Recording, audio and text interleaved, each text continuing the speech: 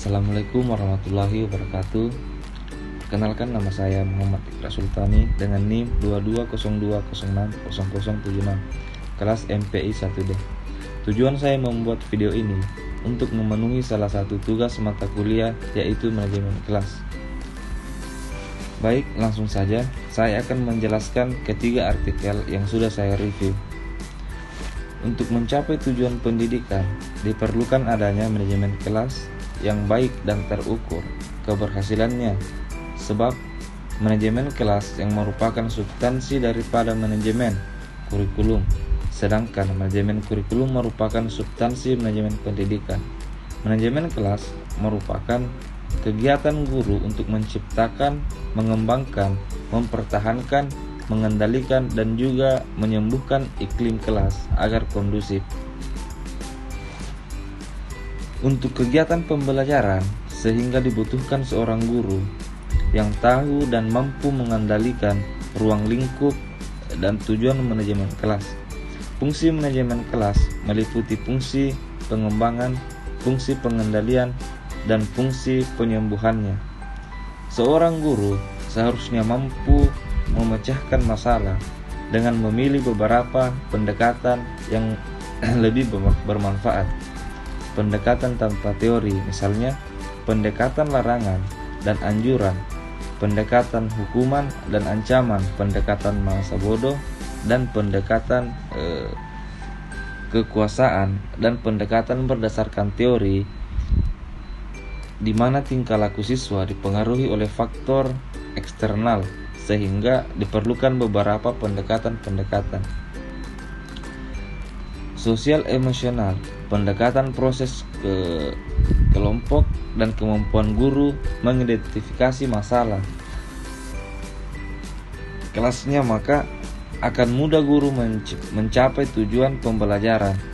Berbicara tentang faktor profesional, guru akan memiliki porsi terbesar dalam pemberian kontribusinya terhadap mutu pendidikan. Dengan demikian, merupakan suatu hal yang mutlak bagi setiap guru untuk memiliki kemampuan-kemampuan yang dituntut oleh profesinya tersebut. Sejalan dengan itu, menuntut Nana Sayodi Sumadinata 1998 mengatakan bahwa yang berhasil dalam pengajaran adalah guru yang mampu mempersiapkan peserta didik mencapai tujuan yang telah dirumuskan dalam kurikulum. Untuk membawa peserta didik mencapai tujuan-tujuan itu, guru perlu memiliki berbagai kemampuan atau klasifikasi profesional. Karena memulai kemampuan-kemampuan tersebut, guru melaksanakan peranan. Pertanyaannya adalah, guru yang bagaimana yang dikatakan memiliki kualifikasi profesional? Dalam menjawab pertanyaan tersebut, biasanya orang mengaitkan dengan berbagai kemampuan atau kompetensi yang harus dimiliki oleh seorang guru maupun calon guru sehubungan dengan kompetensi yang harus dimiliki oleh seorang guru. Johnson 1980. Kompetensi guru yaitu unsur tingkah laku nyata, performance, bahan pengajaran profesional, proses penyesuaian diri, dan unsur sikap yang mendukung performance.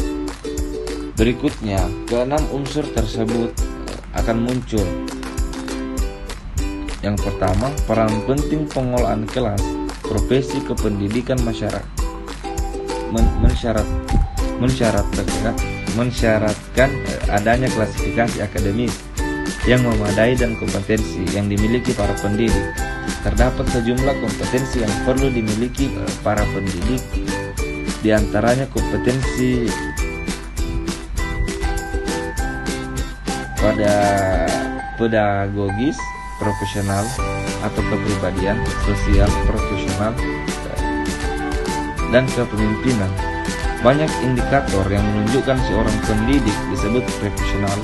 Di antara indikator tersebut yaitu bahwa seorang pendidik harus menguasai materi atau bahan pembelajaran yang akan disampaikan, menguasai atau memiliki kemampuan interaksi pembelajaran, mampu membangun komunikasi yang efektif dan dengan peserta didik, mampu mendesain pembelajaran dan mengelola kelas. Pentingnya kompetensi tersebut diupayakan oleh LPTK, di antaranya dengan menyiapkan dan memberikan calon pendidik wawasan pengelolaan kelas. Hal ini sejalan dengan Undang-Undang Nomor 14 Tahun 2005, Pasal 32 menyebutkan bahwa pembinaan dan pengembangan guru meliputi pembinaan dan pengembangan profesi dan karir. Pembinaan dan pengembangan profesi guru tersebut meliputi kompetensi pada pedagogik, kompetensi kepribadian, kompetensi sosial, dan kompetensi profesional. Pengelolaan kelas merupakan salah satu aspek penting untuk mengoptimalkan peran dan potensi pendidik dalam pembelajaran. Kunci keberhasilan pembelajaran adalah meningkatkan mutu belajar. Hakikat prinsip pengelolaan kelas. Yang kedua, pengelolaan kelas peserta didik menurut Amri dalam Aziza dan Etis Tuti 2017 mengumumkan bahwa pengelolaan kelas adalah kegiatan yang dilakukan guru yang ditunjukkan untuk menciptakan kondisi kelas yang memungkinkan berlangsung proses pembelajaran yang optimal. Dari kutipan tersebut dapat disimpulkan bahwa pengelolaan kelas sangat berperan penting dalam terbentuknya pembelajaran yang berlangsung efektif dan optimal bagi peserta didik, sehingga kemahiran guru dalam melakukan pengelolaan kelas sangat mempengaruhi keberhasilan pelajar peserta didik. Pembelajaran yang baik menuntut adanya pengelolaan kelas yang baik. Hal tersebut menuntut adanya persyaratan berupa dimilikinya pengetahuan pengelolaan kelas oleh para pendidik, keterampilan serta sikap yang baik dalam mengelola kelas. Tentu tidaklah mudah mencapai maksud terciptanya pengelolaan kelas yang efektif. Guru sebagai pengelola kelas harus mampu merencanakan pengelolaan kelas yang tepat dan efektif pada kelasnya. Kegiatan-kegiatan yang dilakukan oleh peserta didik sudah direncanakan sebelumnya. Kegiatan yang dilakukan harus berorientasi pada gaya belajar dan kemampuan setiap peserta didik, serta materi yang akan diperankan, sehingga pengelolaan kelas yang dilakukan guru dapat menciptakan suasana kelas yang kondusif.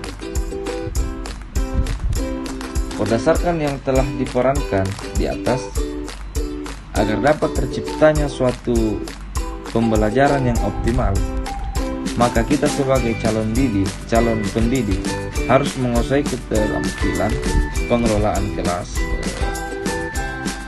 yang baik dan bisa menerapkannya secara efektif.